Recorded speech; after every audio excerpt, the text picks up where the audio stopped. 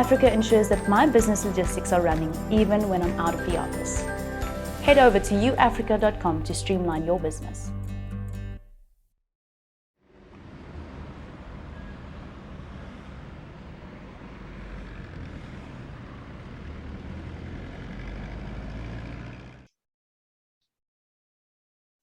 My name is Anita. I am from uafrica.com. Welcome with today's Online X webinar. Super excited to have everybody here. Before we start, I just quickly want to mention that uAfrica is doing a very nice, how can I say, sponsorship, or for everybody that's tuned in today, we've got a surprise at the end of the webinar, basically announcing who will be winning a 3-month gold plan on uAfrica, which gives you 3 months for free. And we will basically be able to offer you the best rates that we can. So if you are already an e-commerce merchant, we can help you. If you are still kind of just sussing out, if you want to go into the industry, that's a really super nice prize. And I think that just can help any e-commerce merchant, set up and just start. So that will be announced by the end of the webinar, and it will be randomly selected by the Online X team. So super excited. I think from my side today is I am just going to introduce everybody that is joining us. So first of all, I hope I'm following the right flow now. So first of all, today I'm Anita. I'm from uafrica.com. I'm not sure if you guys have read up, but we are in short a company that streamline e-commerce fulfillment and shipment for merchants within South Africa. So we work with a lot of e-commerce stores. We've got about 2,000 plus customers that we are working with. And we also work with a lot of couriers. So based on that, it really gives myself working with both parties, I think, quite a good insight when it comes to delivering of parcels within the e-commerce space. So that is why I was included in the webinar today, and hopefully we can add some value to you guys. We've got so many people saying hi, looking forward. Hello from Cape Town. So we've got a few Cape Town people here. I'm in Pretoria, so sadly I don't have that great views. And we've got Diane Nietlin from Health SA. So yeah, thank everybody. It's super exciting. We've got Stellenbosch, very nice. So thank you for joining us. Today, I'd just like to then start introducing who's going to be chatting with me. We really want to keep it informal and hopefully be able to convey some really cool information through to you guys. Alex from Parcel It is also here. Hi, Alex. So with that said, I think let me just start introducing Craig Libber. So Craig is the CEO of Bootcamp. Hi, Craig. Welcome. Hi, Anita. Thanks for having me. Yes, so I'm Craig. I'm the Chief Executive at Bootcamp, and we are one of South Africa's oldest internet businesses. And what we do on a day-to-day basis is that we help people who sell things connect with people who want to buy those things. And so super excited to be here. Thanks, Anita. Great. Thanks, Craig. Thanks for being here. I know it's a busy time, 4 o'clock in the afternoon, so we appreciate it. And then we've got Kyle Obermeyer. He is the co-founder and COO of Parcel It. So yeah, welcome, Kyle. Maybe you can just quickly introduce yourself to everybody.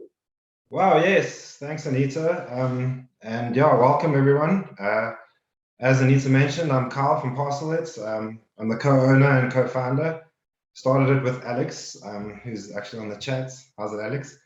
We're an e-commerce fulfillment-based center in Johannesburg, South Africa, and we focus on e-commerce fulfillments and marketplace preparation. So, yeah, that's kind of where we're at the moment.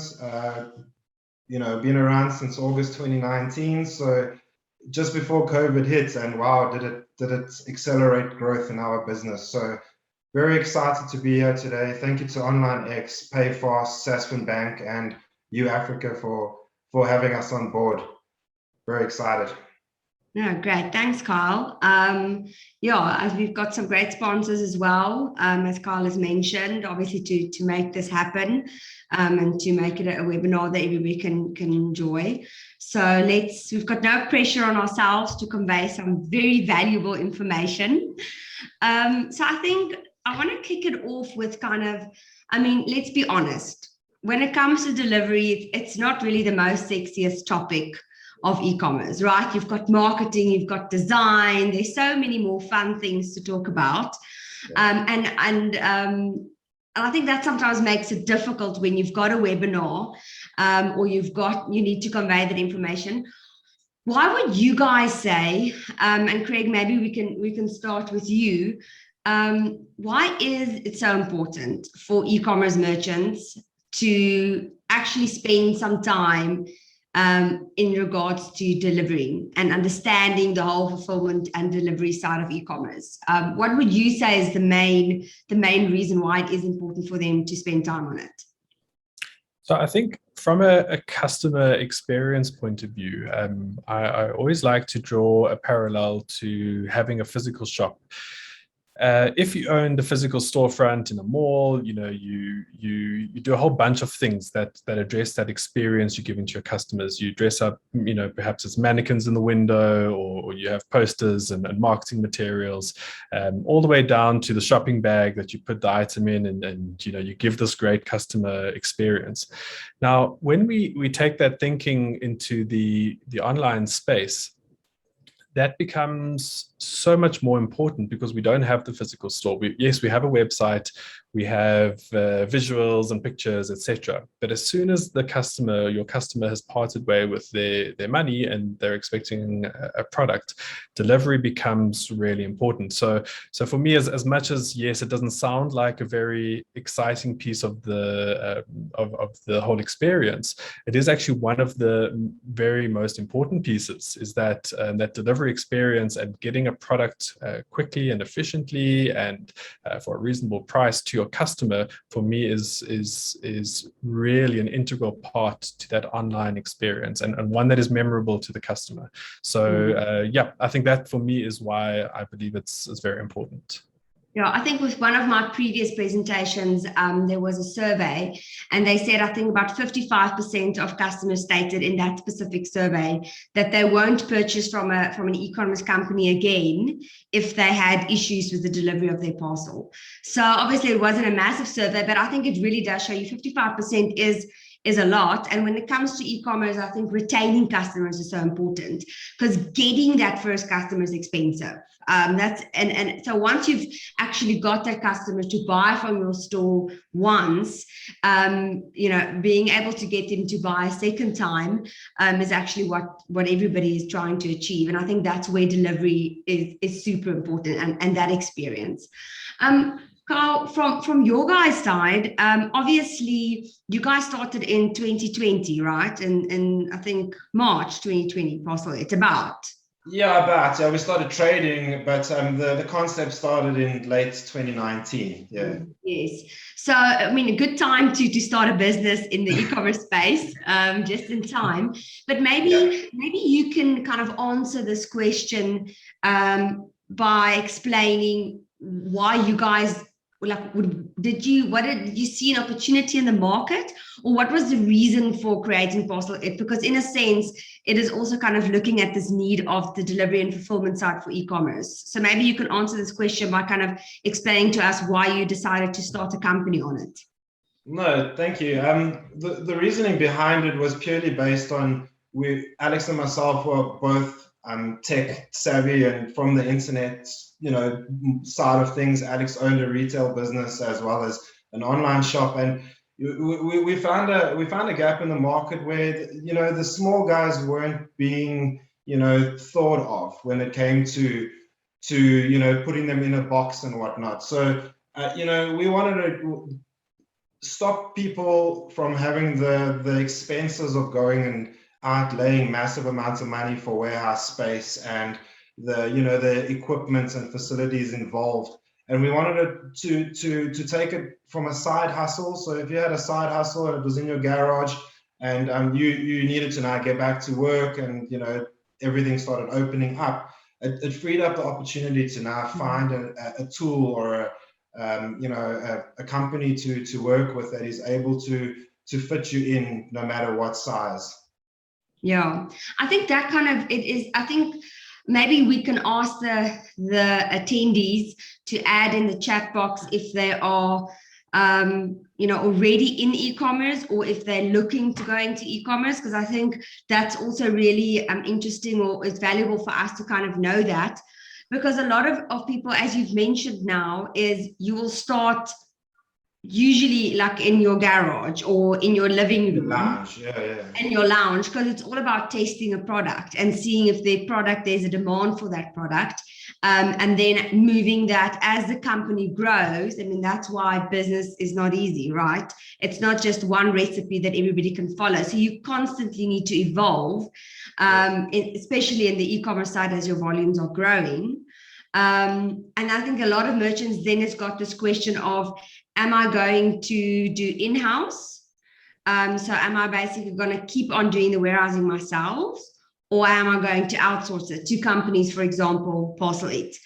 Both of them, in a sense, has got delivery and shipping, how can I say, qualities and challenges. I think in a sense, if you outsource it, like with you guys, for example, you probably have got a bit less of the challenges, where if you warehouse it yourself, you kind of need to do the whole fulfillment side.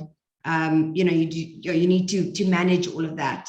Of course, yeah, you need the inventory tools to track your stock. You need to have the systems and the printers and the shelves and the space. So when you start getting to a space where you're doing 20, 30 orders, 50, 100 orders a month, you need to get to a level where, can I continue doing this myself, or do I go and outsource it? So yeah, it all weighs up on where you are in your business. Yes, I think we get that question a lot. In a sense, should we outsource? Should we do it ourselves? And I think it really depends a lot on your product. Okay. And as you say, it depends a lot on where you are in your business. But keep on being able to keep on analyzing that is important. Craig, you guys have got a lot of, how can I say, merchants. Obviously, I think e-commerce merchants that make use of Bid or Buy, and they've got usually their own online stores as well, and they're selling on different marketplaces.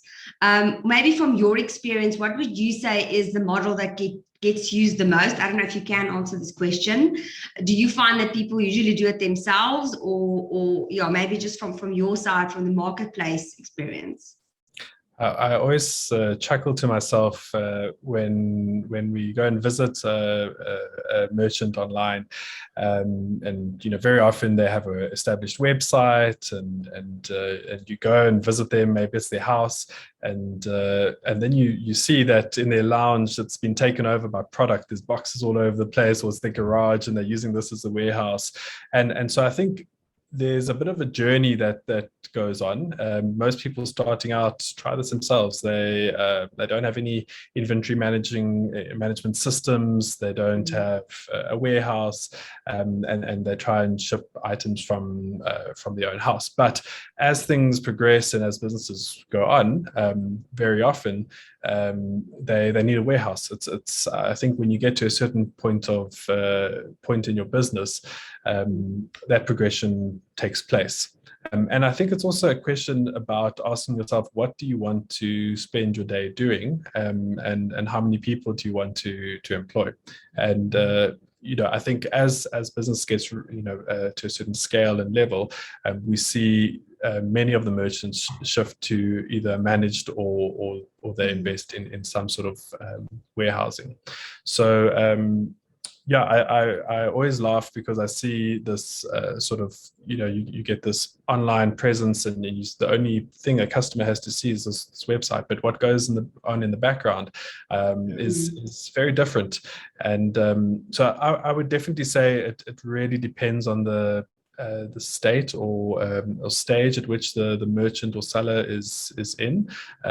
Very often they start off even having a single courier, and they use this courier, and sometimes they progress to having multiple couriers, and what inadvertently happens in the end is that using some sort of warehousing and inventory management is where we see the large and very successful merchants ending up. Yeah, that's interesting, because I think from our side, as we definitely see a bit of both. From Your Africa, we've got, I would say, the platform to do the fulfillment yourselves. So a lot of our bigger merchants are the ones that decided to either most likely say, okay, I want to specialize in the fulfillment part as well. So I think there's room for both, but I think you as the owner or the e-commerce entrepreneur need to also say, what is my strong points? Am I good at doing this? Am I good in managing people? Do I want to do this? And at the end of the day, if the answer is yes, maybe spend time in doing it. But if the answer is no, I just want to spend time on my website, then companies like Parcel It and others out there is a good option to say, okay, well, let me grow it. And even if it's only certain product lines, even if it's big product lines that you start with, and then you can move over to smaller ones, you can still do them yourself. So there's a lot of, and I think that's what makes it so difficult for e-commerce merchants. So like, can somebody just give me a recipe? I just want a recipe to get this right. I just also want to mention, I do see there's some questions in the chat box. I will try to add them kind of, in, but if not, I'll definitely at the end just go through, and then we can, go through them, and I'll pose them to anybody who I think can answer them best. One thing that kind of I think is important that probably all of the people would like to know is, how do you manage your shipping cost effectively? And as You Africa, because we work with a lot of the e-commerce merchants, we get asked that quite a lot. I think our opinion is that you shouldn't only just necessarily use one courier company, that you need to maybe try and use more than one. The reason for that would be is that certain couriers specialize in certain rate cards, and if you use more than one courier company, then in a sense you can kind of benefit from shipping certain parcels that's more cost effective than others. So I think that's definitely a model that one can follow. But with that said, it also does add complexity sometimes.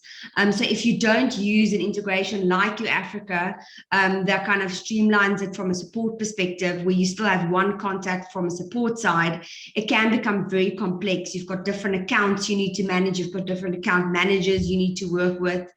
So that is something that I think, from a tip that I can give, but one also needs to consider how you implement it. So Carl, maybe from your side, you guys obviously also work with, what would you say is important when it comes to managing the cost of shipping when it comes to e-commerce? Sure, it's a tough question because it's got so many variables in it, Anita. You can either make money on shipping, or you can lose a lot of money on shipping. So there's quite a fine line, I would say. It comes down to margins at the end of the day. How much you're actually making on your product is very important. If you have very low margins, then you want to try and select the most competitive shipping company there and stick to that, but not some of them might not have the best SLA in place. So you might be losing customers because they take 4 days or 5 days for a parcel to be delivered to Pretoria, So it's a big conundrum and a complex thing to work out. I think at the end of the day, you need to look at shipping as not a revenue stream in your business. You need to just try and cover costs as much as you can, and compensate or make your money back on parcels that were more expensive, but you offered free shipping in that instance, or they paid 1,000 Rand and they got free shipping, but now they're in Timbuktu, and it's 700 or 500 Rand for the delivery, but it was free. So, but your margins on that deal, helped, pay for that shipping. So yeah, it is a fine line to work out, and the best way to price your shipping. It comes down to partners at the end of the day and selecting the right carrier. And someone like You Africa, who has all those couriers there, it might be cheaper to use said courier to deliver to Garankuwa than to use another courier company. So you have that freedom to now be able to say, look, my customer paid me 150 Rand for this delivery. Okay, one of the partners on You Africa is 80 Rand, one is 200 Rand, and one is 50 Rand. Wow, awesome. I have the opportunity to save some money on that. So it's very important who you do choose to be your carrier. Like Anita, you mentioned, you shouldn't box yourself into one carrier, because what can happen is, they might not deliver to said area, and now you need to go and open an account with another courier company, and it starts adding another layer of complexity to it. So yeah, it's very true, because I think we've got a question here also that somebody asked to say that who pays the delivery cost when refunds needs to be collected, the client or the business? So if I'm probably just understanding the question correctly, that is when you need to send the parcel back. And I think returns, I think that's a very common used word in e-commerce is returns. And that's something that also, when it comes to the cost of shipping, you need to consider, is your type of product will define a lot your number of returns. Clothing has got a high number of returns, but for example, let's say cosmetics will have a lower number of returns. So when you need to consider if you're going to offer free return. And I think that's kind of what a lot of the customers expect in South Africa, is that returns, that they shouldn't necessarily pay for the cost of a return. Then you need to make sure you've already included that cost in the shipping cost when you charge them initially, or you've included in the markup of your product.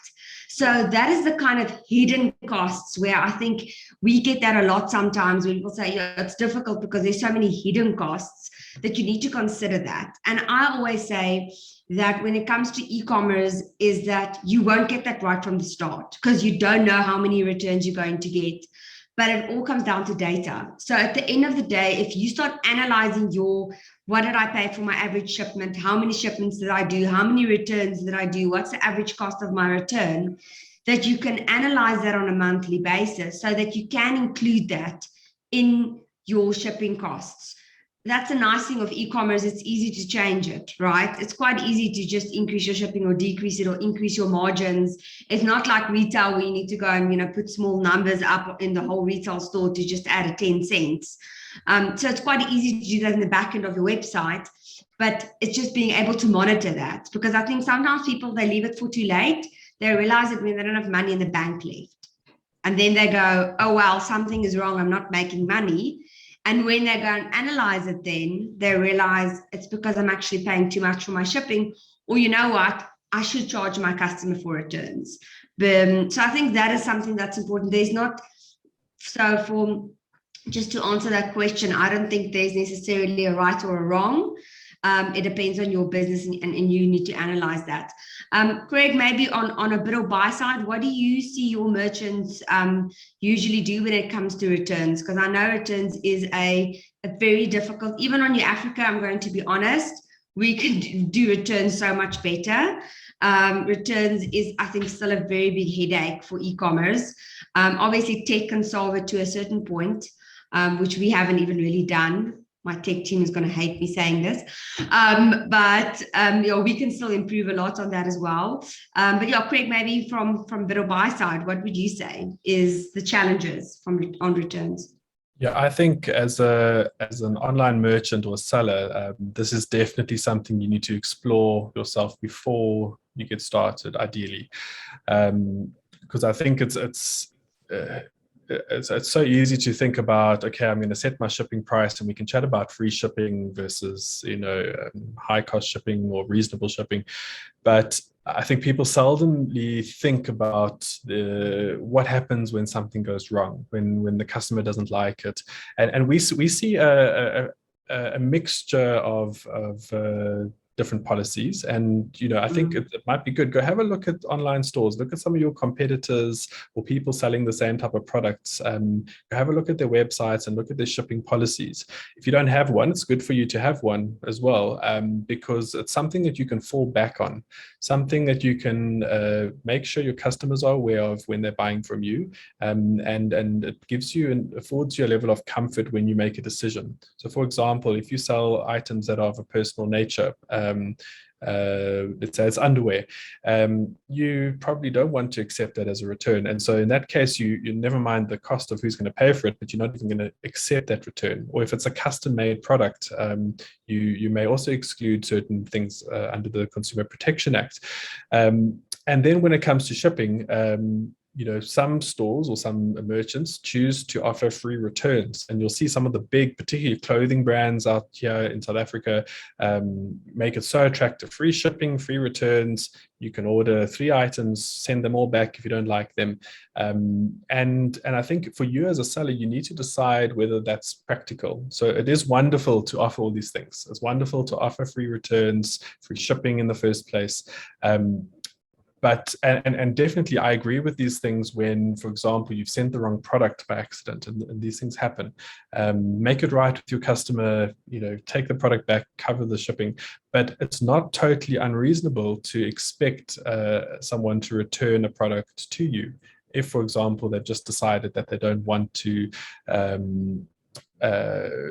it anymore and they've changed their mind. You've incurred some expenses, and it is not totally unreasonable to expect them to cover the cost of return shipping. But make sure you've got that upfront in your policy so your customers understand what they're getting into when they're entering into this agreement with you. And I saw some questions also around free shipping. What is our thoughts on free shipping? Now, I think as a customer, I think everyone loves free shipping. So it's definitely a great idea to use it, but be very well aware that this absolutely eats away at your margins, because there is no such thing as free shipping. Either the customer's paying for it in the cost of the product, or you've encouraged them. So maybe one strategy would be is that you offer free shipping over a certain threshold. So you say over orders over 500 Rand, because you know that that's going to give you enough margin to cover the cost of shipping, and even some returns. So be it. But I don't think it is an absolute necessity. What we see works really well and is to be consistent and offer reasonable shipping. So no, it's not going to blow anyone out the water and say, this is amazing, they gave me free shipping. But to offer shipping that was totally reasonable, let's say it was 60 Rand shipping, and that just covered you in terms of the offering, we find that customers generally don't have a problem with that. Maybe they're paying 60 Rand for shipping, it's getting delivered in 2 to 3 days, which is totally sort of normal. That's great, and I think customers can grow to accept that and like it. Sure, if you're totally trying to blow out this, we spoke about this retail experience and you want to create a really good experience, offer free shipping, offer really fast shipping, so don't stop doing that. But be aware of your margins, and Anita, I can't agree more with this idea that you need to analyze your shipping. Don't feel like you need to set it in stone, carve it out of the stones and have it on display that you can never change it. It's totally fine to change your shipping policy every few weeks and experiment with this as time goes on, because you might find you could drop your shipping price a little bit and get 3 times more sales. Maybe it makes it that much more attractive, but your margins are lower, and so feel free to explore and check this out. And I know I'm jumping around on some of the previous points and questions, but again, choosing multiple couriers is also a fantastic idea when looking at managing your costs. And I've seen this firsthand with our sellers and merchants. Very often they go through a process and sign up, and it's, if you have a look at the forms, you sign up with a courier, it's quite a process. You sign up, you get your account. Sometimes it's even prepaid arrangements and all sorts of interesting agreements that you have to get into. And you'll find that a particular courier works really well in certain areas, but in other areas, you will very likely find that sometimes some couriers don't even operate in certain areas within the country. Or they just don't offer really good pricing. And so I am a huge fan of shipping aggregators like the UAfrica platform, getting the choice of 3 or 4 different good couriers for any delivery. Makes absolute sense to then pick the one that's most cost effective, still delivering within the sort of expected time. And so I think that's a great idea. And just to add on that, Craig, is maybe we can also, I see there was quite a few people that commented they're already in the e-commerce space. As UAfrica, I think our aim is to have options, but I don't think our aim is to have like all the options necessarily available, because that does, in a sense, add a lot of complexity as well. But I don't want to diss the couriers in South Africa at all. It's not my intention, but I think we are finding it quite difficult to find really good couriers that people can, I would say, vouch for. So it'd be interesting, maybe people attending, comment if you've got a courier that you work with that is really. I mean, we work with the courier guy that we find is a really, really good courier.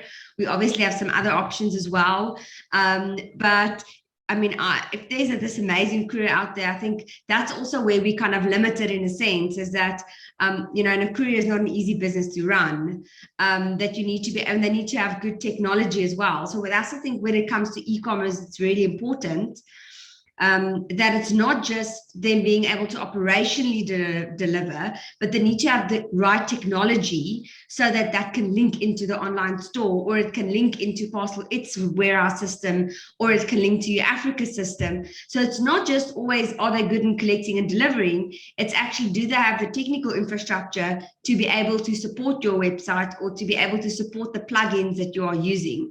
And I think there's a lot of growth definitely in the last 2 years when it comes to couriers. And I think in South Africa, how they've moved away from this traditional model more towards the model of realizing e-commerce is really an industry.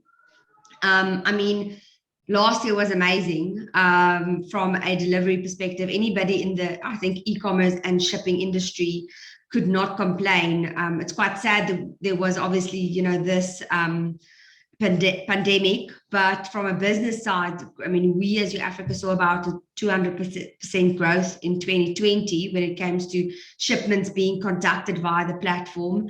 And I even read an article this morning on my broadband where Kim Reid spoke, where they were just talking about how well Takealot also did in last year. And I think what's interesting is that they mentioned there, he said that before COVID, the online retail started off between 1% and 2% of total retail, and that they estimate by March 2021 that would have been increased to 2.6%.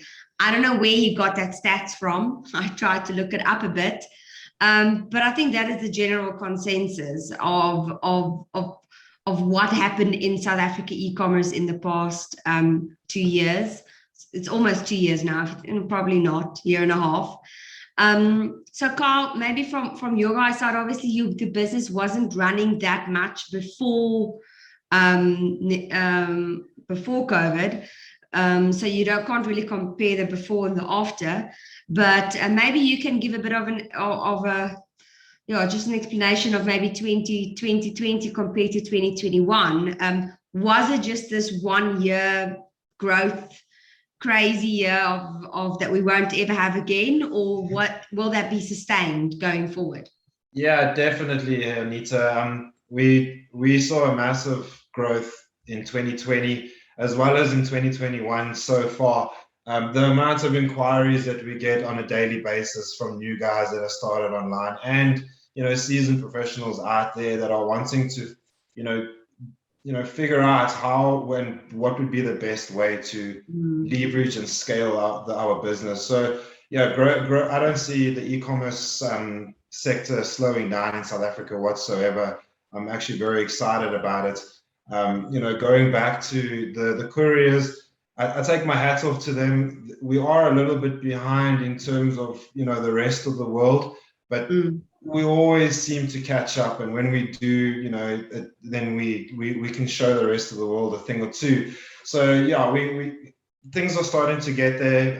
E-com in South Africa is taking off, and it's very exciting to see the growth and to have companies that like Bid or Buy, that they're everywhere. I've bought from Bid or Buy numerous times. I can't even imagine, and to have them still around, and and to see companies like Takealot who, and we deliver there constantly and are fulfilling to them on a daily basis. And, just the amount of, people that are now selling on Takealot, and, the amounts of pallets and cars, and, there's like young entrepreneurs that are now emptying their booths and offloading stuff at Takealot, and it just shows you that everyone is jumping on this, and it's great.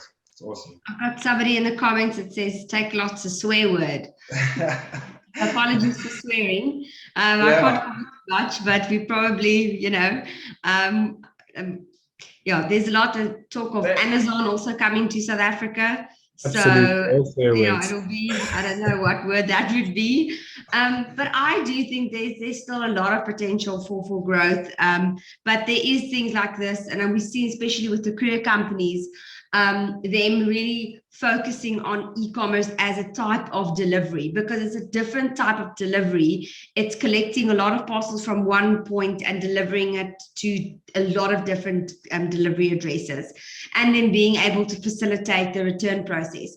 That is where we've struggled a lot, being able to implement a better return process on New Africa, because the couriers, they need a printed piece of paper, so it's really trying to also move away from this paper requirement, postal code suburb, but going on, Google Maps type of, not needing a piece of paper and all of that. And we've definitely seen a lot of improvement in the last year, even not necessarily that it's live, but that the couriers are working towards that. And I think that will allow for a lot better type of integrations with e-commerce platforms as well as marketplaces. I've got somebody here that just quickly mentioned, how do you ensure I price correctly and don't wipe out my margins with delivery costs? And that's kind of something I just want to bring back to what Craig said,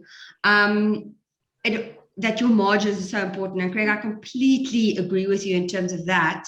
And one of the ways that I can maybe just say is that how you can calculate that is start off with what is your average cost of a shipment.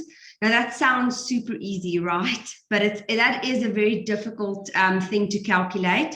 If you don't have historic data you can work on, but if you can kind of then also say, where's most of my customers? Are they local? Are they main centers? What is the average size of a parcel? Let's say it's 2 kilograms that I'm shipping. And you can kind of calculate what is on average the cost of a shipment for your specific product and your customer base. Let's say, for example, that is 80 Rand. And you decide you're going to offer free shipping for anything above 800 Rand. You can already calculate that 80 Rand divided by the 800 means 10% of that order of 800, right? You sold something in the basket online was 800 Rand, which states that your customer doesn't have to pay for shipping, but you're going to pay on average 80 Rand to get that parcel to the customer.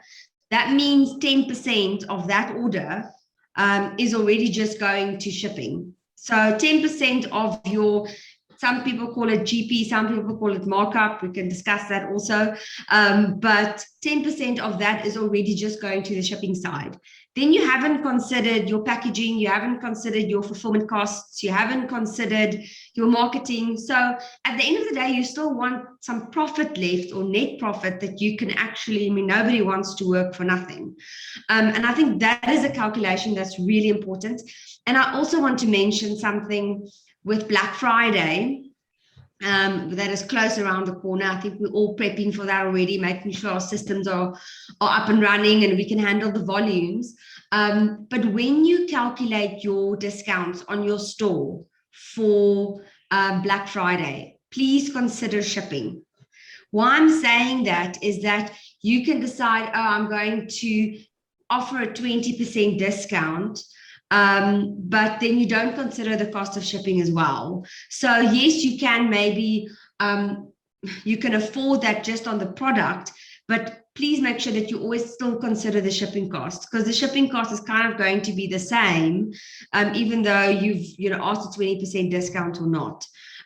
We've also had, just an example, sorry, I'm talking a lot now, but we had a customer about 3 years ago that ran a special on this, like, I think it was like 10-liter or 5-liter, their biggest juicer. It was a quite heavy, big product that they were running a special on, which was great. So they sold a lot of them, but the problem is they didn't adjust their shipping costs, because they had a standard shipping cost for all shipments, and they ended up paying so much for all of these deliveries of these parcels that they actually made a loss. So we helped to analyze their stats, and at the end of the day, they made a loss because they ran a special on a product that is extremely expensive to deliver, and they also made less profit on that product. So I just want to kind of also say to everybody here, please consider shipping when it comes to Black Friday and Cyber Monday, because you don't want to be working extremely hard and then at the end of the day, you're actually making a loss in terms of that.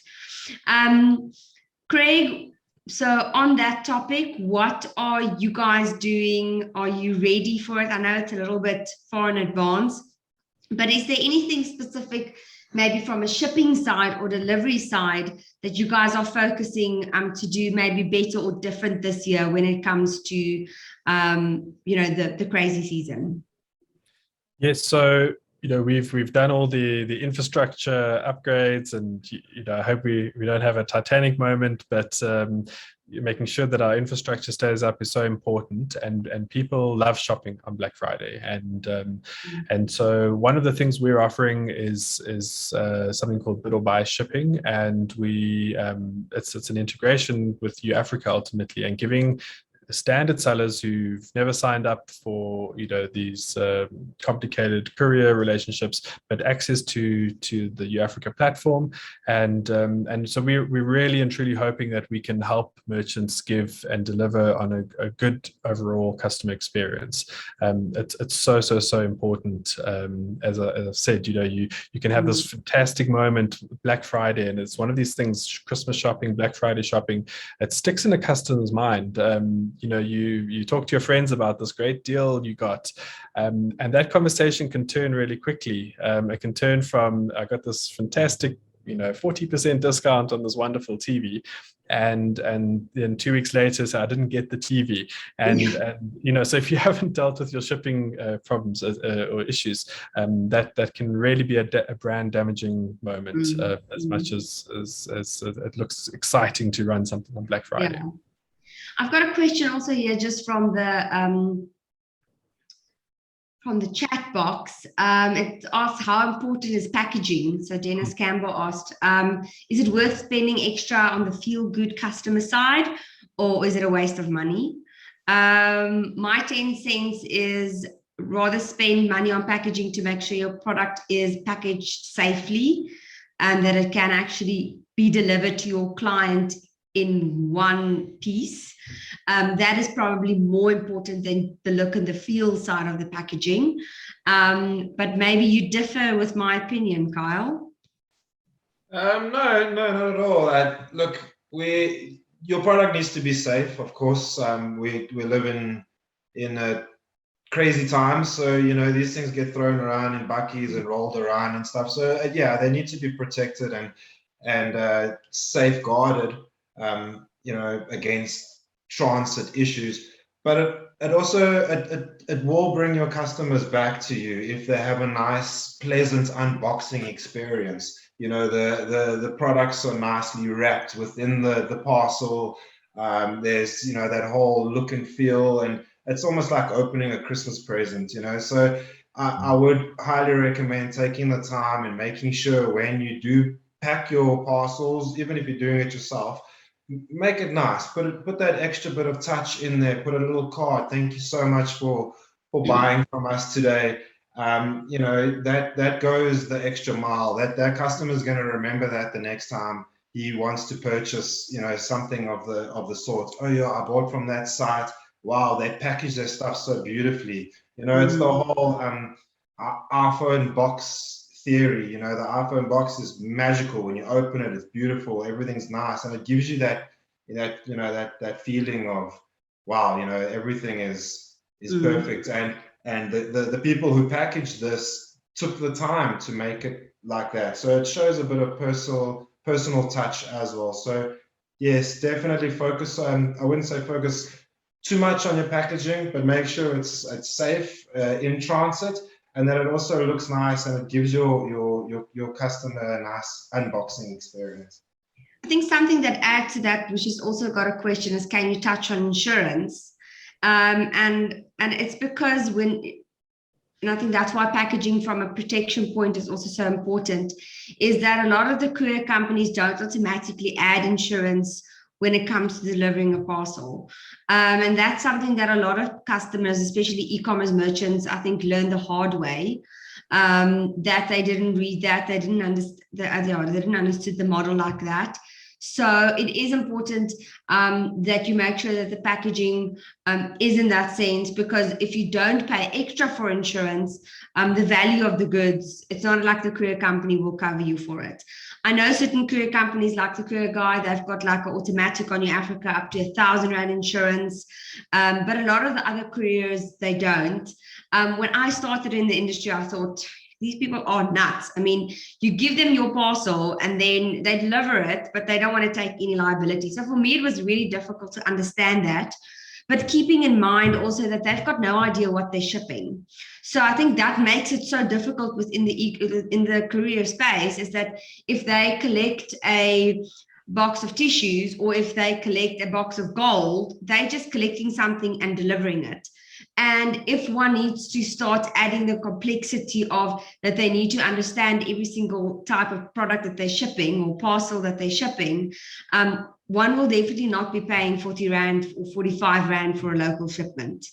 So I think that will make the general cost of delivery and couriers a lot more expensive if they need to take on that liability.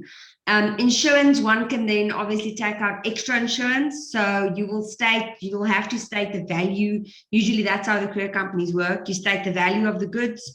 You say, for example, 2,000 Rand, and then they will charge, the average is about, let's say, between 1% and 2% of the value of the goods they will add to the cost of the shipment. Personally, we found, just to answer that question, is that most customers don't insure. When it's smaller parcels, when it is an expensive parcel, people will insure. On your Africa, you've got an option to do that.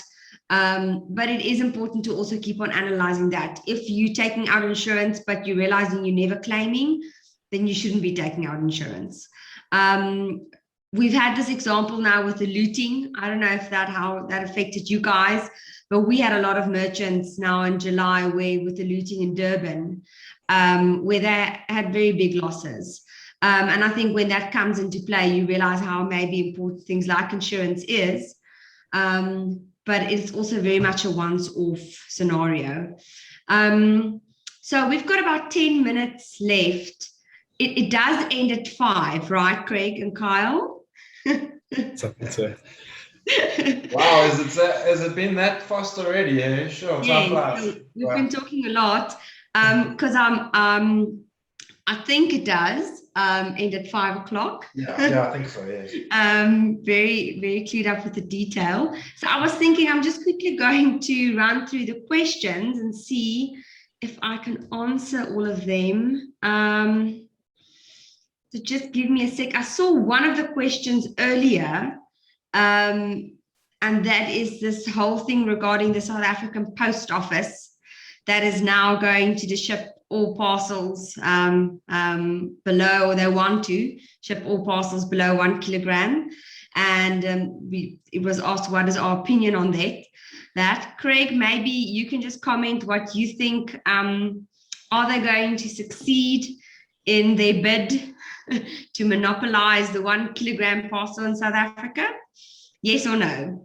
So I sincerely hope, in the current, under the current circumstances, that they don't.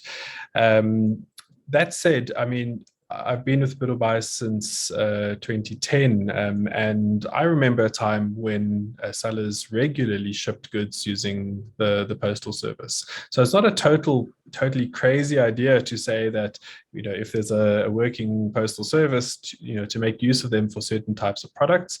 I think the legislation is interesting.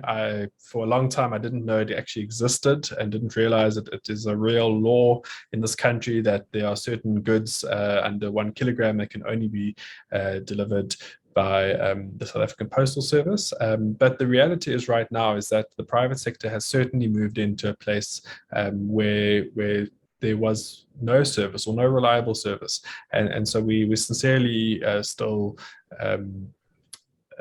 hope that couriers will continue to operate the way they have, and they've filled a massive void and helped move our economy forward. Yeah.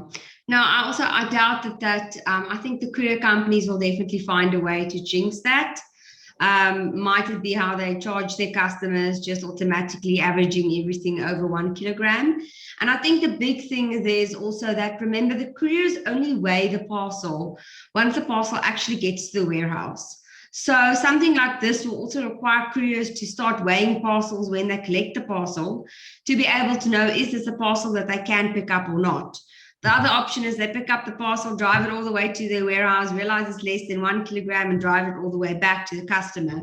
So for me, I always say it's fine if you've got a law, but you need to be able to monitor that and regulate it. If you've got a law that you can't regulate it, there's no value in that. So I really cannot see how they will be able to do that, except if it's something and it maybe pushes some people to follow that pathway. But once again, in South Africa, don't implement something if you can't monitor or regulate it.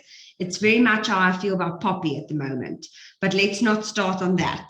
That can be another hour conversation. So we have some comments here from Jack Edward. He said, if the postal service gets its way, people will not get their parcels, and the post office will open their own e-commerce store. So yeah, Jack, maybe that is the big strategy that they're trying to follow. But yeah, I think they've got a lot of stuff to sort out internally. There was a short interview with the new CEO. I'm not sure what her name is, from the post office. On Carte Blanche quite recently. I don't really watch Carte Blanche, but luckily I tuned in for that. And I just said that there's a lot that they need to do, I think, before they will be able to really, deliver any parcels within the same kind of quality that the couriers in South Africa are doing at the moment. So I don't think we need to worry about that too much. I want to see if there's any other questions. Is eco-friendly packaging in the pipeline? I think there's a very long way to go in terms of that. There is obviously certain things, but it can become quite costly. I don't know, Carl, if you guys offer like some kind of eco-friendly option at Parcel It. Yes, we do. Yeah, we do. So we've quite recently moved away from single-use plastics in our shipments. We're in the process of getting mealie mailers sorted as well, so we're going to get rid of all plastic, and I think it's gonna bode well for going forward, and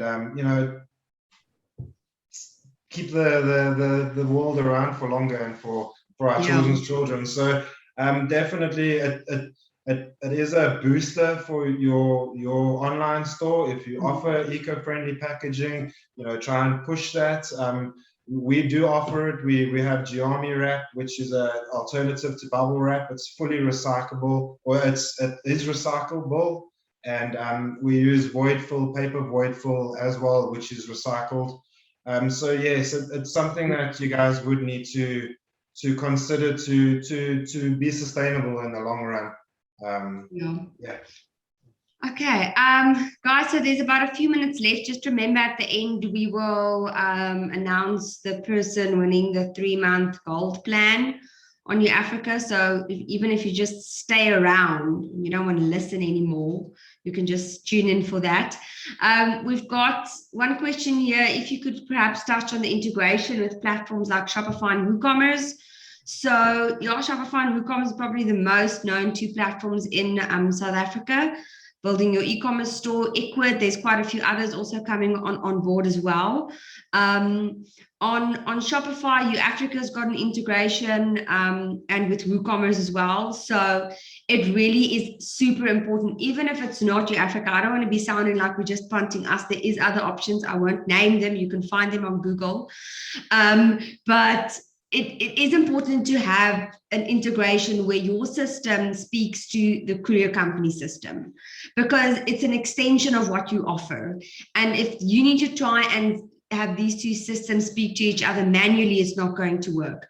So for Your Africa, for example, we will on Shopify, we'll submit the label back to your Shopify store. We'll update the order on Shopify. The tracking can also be sent from Shopify.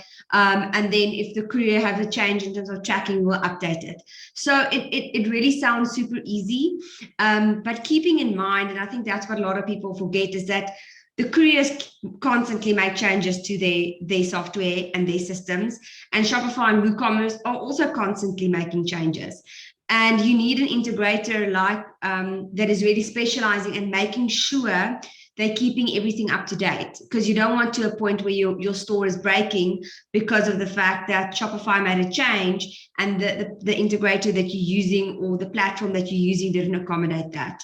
So please go and vet the companies that you are using to make sure that they are keeping in touch in terms of changes that the couriers are making and changes that Shopify and WooCommerce are also making.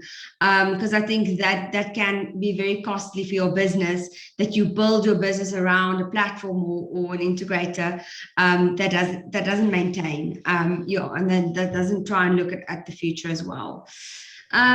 Just to add on to that, just in terms of integrations, something that I think people need to be, or sellers need to be comfortable with, is the fact that very often you will charge your customer one thing but pay your courier something else, and it might not always match exactly. And I think that's where if you have access to integrations like a Your Africa, where you can very closely match what the customer's paying versus what you will be paying, I think that's where an integration works really well. And even if we look back to a platform such as ours, sending the tracking information and updates directly to your customer, but also registering it on your platform becomes so important. So when looking out for integrations, it's, there's this sort of the pricing side that's important and worth spending time setting it up, but also after the order, getting and making sure that delivery information is updated and tracking links are registered on the platform. Very important.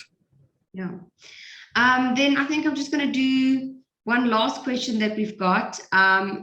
In a competitive market, how can I differentiate our business and delight our customers with a unique delivery offering? I think that's something that's we can probably have another hour just on that one question. Yeah. Personally, from my side, is I think it's really important that you, as the e-commerce merchant, obviously, as you've mentioned, good courier companies, maybe a good integrator, but also making sure that you manage the delivery side as well. As an e-commerce, the customer expects that they bought the product from you. If there's a problem with the delivery, they don't necessarily just want to speak to the courier. They want to be able to speak to the company where they bought the product from. And we see so many of our merchants or merchants that uses Your Africa, and they don't even offer a contact number. They just offer an email address. And I think in our country, people sometimes still want to be able to pick up the phone and speak to somebody. So I think you can't, I know it's not necessarily the service that you offer directly, but you can't distance yourself from that. And I think having somebody that's still, in a sense, manage your orders, making sure that if there hasn't been delivered, to follow up with the courier company. And I do think a lot of e-commerce merchants, it's a difficult thing to do, but they kind of refrain from managing that. And I think if you can manage that correctly, you can really give a unique delivery offering, because there is a lot of e-commerce merchants that's not doing that. And it's not always easy, because it's not necessarily your fault. The courier made a mistake. You don't really know where the parcel is. But even though you can't offer the direct answers, at least you can give that personal touch. And I think that's something where they can really still space for competitiveness in the market. I don't know if you agree, Kyle. Yes, definitely, Anita. I think at the end of the day, the minute that person's bought that product from you till the minute it's delivered at their door, it's your responsibility. Even though you've given it to Courier Guy, Internet Express, whoever, it's still your responsibility to make sure it was delivered on time, within expectation of the customer, what they paid for. If they want it overnight, make sure they get it the next day. You know, don't just, okay, I gave it to the courier, it's up to them now. You know, track, monitor your dashboard, look out for any problems, communicate to your customers the whole time. Communicate. I mean, if and what's nice with the UAfrica platform is the minute there's an issue or a problem or a change in status, that is automatically updated, and that's very good when it comes to integration, because you don't want to physically go down, change, okay, it's out for delivery. You know, your customer wants to get that email, you know, automatically, you know. So I think, monitor, make sure you're on top of your deliveries all the way to the door. When that customer gets it, he's going to be like, wow, you know, you guys said 2 to 3 days delivery, but I got it in less than 24 hours, you know. So that's also a very good thing, you know. Let them under promise, over deliver at the end of the day, you know, and that's what's going to keep them coming back. That's something that resonates with me as well is, you know, I think when we often talk about differentiation, I think our first thought is to offer free shipping or, you know, cheap shipping. But another point of differentiation can be premium shipping. You can offer same day service and charge your customer for it, make it an option. But that is one way you can differentiate your offering to your competitor, because they might not offer that. There's even some courier services that will do a find me type service and deliver it straight to your customer. And if you have those options available, consider offering them. As long as you can make sure you can deliver on that promise, that's a fantastic way to differentiate yourself. Great. Thanks so much, Kyle and Craig. We really appreciate you guys. I think that's 4 minutes over, so a little bit longer. Thanks everybody for joining in. We were quite a few people. We lost some people here at the end, so apologies if we took a bit longer. We've got, all our companies is online. If you've got any more questions that we maybe didn't answer, or you want to get in touch, please just find us. And then I'm sure we'll be able to help, even if it's not necessarily something we could do. Maybe we can steer you guys in the right direction.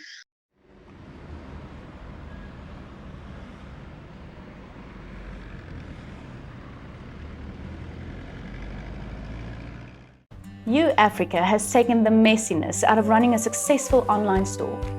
All of my orders pull straight through from my website and can all be found on one dashboard. And the best part is that I can have different online stores and manage all my inventory from one central space.